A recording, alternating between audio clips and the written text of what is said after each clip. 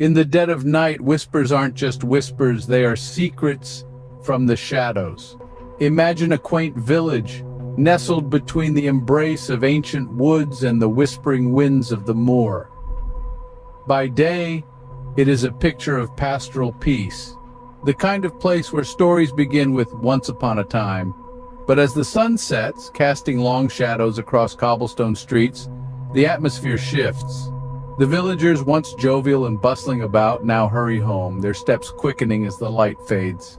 A chilling breeze begins to dance through the trees, carrying with it whispers that seem almost human, almost calling. These are not the careless whispers of lovers or the idle gossip of neighbors. No, these murmurs are older, deeper, woven into the very air that breathes through the village. With each gust, the whispers grow, hinting at forgotten tales and hidden fears, secrets that are held tight by the gnarled branches of the surrounding woods. But what secrets do these whispers hold? Let's peel back the layers of this quiet village. It began with a disappearance so bizarre, it chilled the bones of the villagers. Mr. Thompson, a beloved local known for his warm smile and tales of yore, had vanished without a trace. The last anyone saw of him, he was heading towards the dense, shadow-laden forest that skirts the edge of the village. This was a place seldom tread by the locals, a place that whispered secrets on the wind. Initially, disbelief hung over the village like a thick fog. Mr. Thompson, with his predictable routines and friendly demeanor, missing, it was unthinkable. Yet as hours turned into days with no sign of him, that disbelief slowly morphed into a cold, creeping fear. Conversations hushed when his name was mentioned, and eyes darted nervously towards the foreboding tree line. Villagers gathered in small, tense groups, trading theories and rumors. Some spoke of seeing strange lights in the forest the night Mr. Thompson disappeared. Others whispered of old stories, tales of spirits and shadows that dwell within the woods, tales that had always been brushed off as mere superstition. As the search parties returned empty-handed, the forest seemed to loom larger, its darkness more consuming. It was as if the very trees themselves were watching, holding their breath, hiding their secrets. Fear took a firmer grip on the village, and the night seemed fuller, heavier, as if charged with unsaid words. With Mr. Thompson gone, the whispers grew louder, more insistent, as if urging the villagers to uncover the truth. Curiosity can be a dangerous thing, especially in a place where every stone hides a story. In the heart of the village, a small group of brave souls gathered, their faces etched with determination and fear.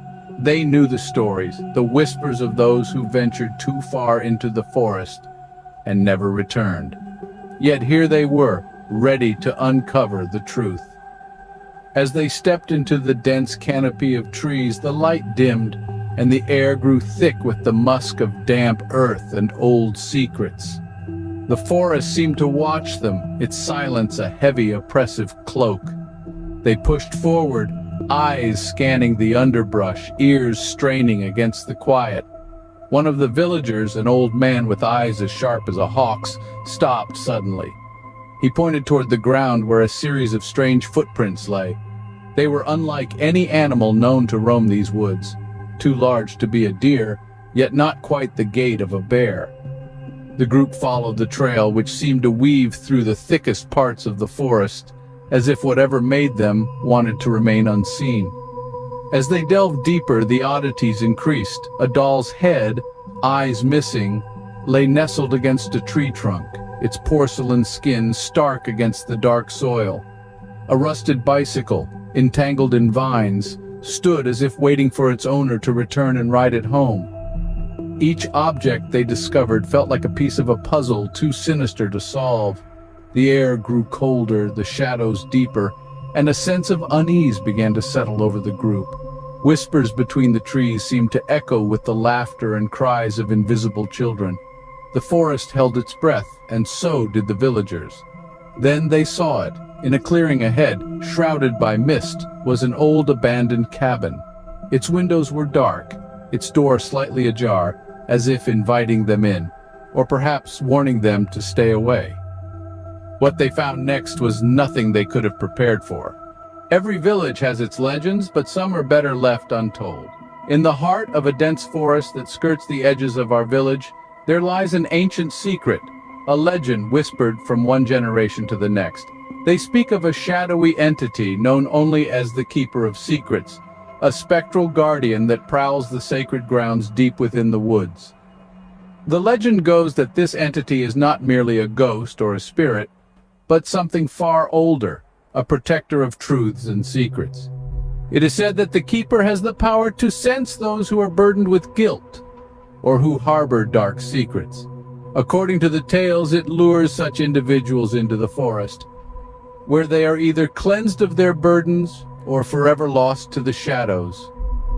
The origins of this tale are as murky as the mist that often blankets the forest floor. Some say it began centuries ago, when a villager stumbled upon an ancient altar hidden beneath the ferns and moss. Others believe the Keeper was a priest or a druid, bound to protect the sacred land even after death. Mr. Thompson, a history enthusiast from our village, was particularly captivated by this legend. His fascination wasn't merely academic, it seemed personal, driven by an insatiable curiosity about the powers that the Keeper might possess. He spent countless evenings poring over old manuscripts and maps, trying to pinpoint the exact location of the sacred grounds. His research revealed that the last sighting of the Keeper was nearly 100 years ago, when a group of outsiders tried to excavate the site for artifacts. They left the forest speaking in hushed, terrified tones, their eyes wide with fear, and never spoke of what they saw. As Mr. Thompson delved deeper, he began to question whether the legend was a warning rather than an invitation, a cautionary tale about the dangers of disturbing places that are meant to remain untouched. Were the villagers about to awaken something ancient and better left undisturbed? In the heart of the forest, the line between the natural and the supernatural blurs. As the villagers, lanterns in hand, tread deeper into the uncharted woods, a dense fog curls around their feet as if the earth itself exhales a cold breath. The trees, gnarled and towering, seem to lean closer, their branches whispering secrets long kept. Suddenly, the forest opens up into a clearing that none had known existed. At its center, an ancient stone altar stands solemnly, bathed in the eerie glow of the moon. The air here is thick with a palpable tension, as if this place has been waiting, untouched by time, concealed from the eyes of the modern world. Around the altar, the villagers find an unsettling sight: personal items, trinkets, and even photographs, each belonging to someone in the village. These are items from those who had vanished, stories told in hushed tones by the fireside. Each artifact is meticulously placed, forming a bizarre and chilling mosaic of lost lives.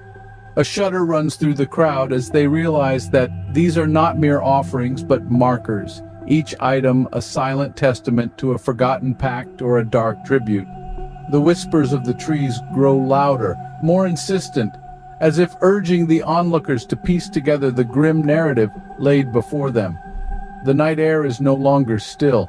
It quivers with the weight of unspoken truths, and the whispers now screamed into the night.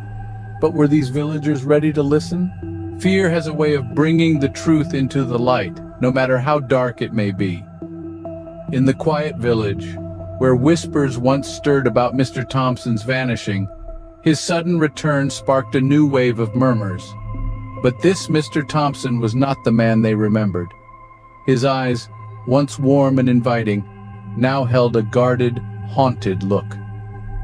He moved through the streets like a shadow, avoiding conversations and shunning the company he once enjoyed. The villagers noticed changes that were hard to ignore. Mr. Thompson, who had always been an open book, now kept to himself, his home's curtains perpetually drawn. When pressed by his neighbors about where he had been, his responses were brief and chilling.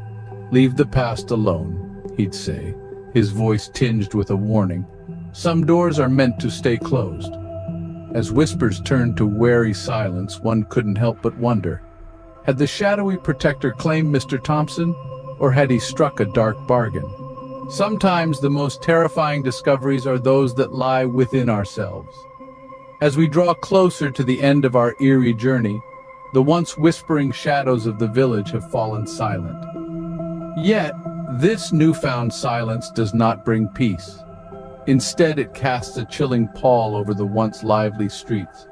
The air feels heavier, laden with unsaid words and unasked questions. The villagers, once bound by a shared fear of the unknown, now find themselves isolated in their own private apprehensions. They walk quicker, speak less, and their gazes often linger on the empty spaces where shadows pool at dusk. What was once dismissed as mere legend has woven itself into the fabric of their reality, leaving them to wonder what truly lurks in the corners of their vision. What changed? Why did the whisper stop? These questions hang in the air, unanswered, feeding the growing unease. It seems that in seeking answers, the village has stumbled upon new mysteries, ones perhaps better left unexplored. In the silence of the night, remember, some shadows are cast by truths too terrifying to face.